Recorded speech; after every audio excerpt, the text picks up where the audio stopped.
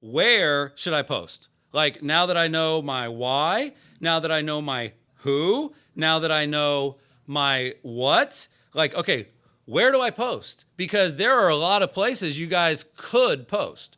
I mean, thankfully, none of you spent too much time on Google Plus because it's gone. Thankfully, none of you guys became Vine celebrities because it's gone. So I understand that there are so many places where you could post. But what I've come up with is a very simple list of what I consider the places you must post. If you want to be a personal brand, if you want to use your personal brand to grow your business the way that I do, these are the places you have to post. Grab a pen and paper and write these down. The first one is Facebook profile, Facebook page, Facebook groups. Those are the three places that you're going to post where you're going to get the most traction, engagement, link clicks, traffic, page, profile, and group on Facebook. The next place where we post is we always post on Instagram and Instagram stories. Now, I lied a little bit earlier when I said I never post about my kids, when I said I never post food. That's not true.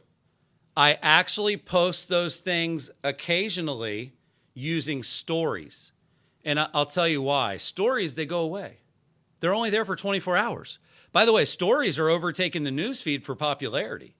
Stories are the fastest growing product in the history of Instagram. So like stories really matter. But the way I think about it is my posts, that's my legacy.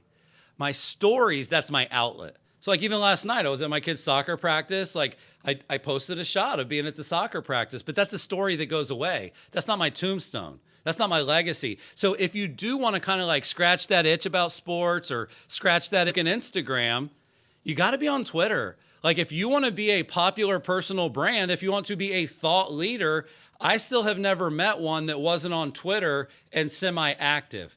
You've also got to be posting on LinkedIn.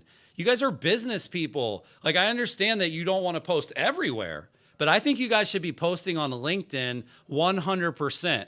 Now, the last two are basically for those of you that have gone beyond writing. You know, if you're a blogger, if you're doing photos, everything that I've mentioned is relevant. If you're doing a podcast or a video blog like this, well, obviously you got to be on YouTube. I mean, we're on there right now. Give me a thumbs up if you guys are enjoying watching this on YouTube. Leave some comments below. Like, I can't wait to go check it after the stream. We really crashed here on Facebook going down, but I'm excited to take a look at the YouTube comments. But like Facebook, you can put your videos there and you should. But what happens is on YouTube, people are actually there to watch videos. They're actually there to watch a lot of the video. On Facebook, they'll consume your videos, but man, that's gonna be that micro content. You're not gonna get a lot of 32-minute views on a Facebook video. And then if you're doing audio, you gotta be on iTunes and Spotify. I mean, I don't think you have to be anywhere but those two, but if you're not on iTunes and Spotify, you're really missing out. Now, here's a pro tip. If you do an audio podcast, the way you get that to iTunes and Spotify is from a company called Libsyn, Libsyn. Think of it as like an MLS that syndicates the podcast and puts it on all the popular podcast places. But let me recap this list, you guys, because it's an important one. Facebook page, profile, and groups. Instagram posts and stories. Twitter, LinkedIn, YouTube, iTunes, Spotify. Anything past that, I would argue that you don't have to do it. But if you don't do the things I just mentioned, I would argue that you're leaving a lot on the table.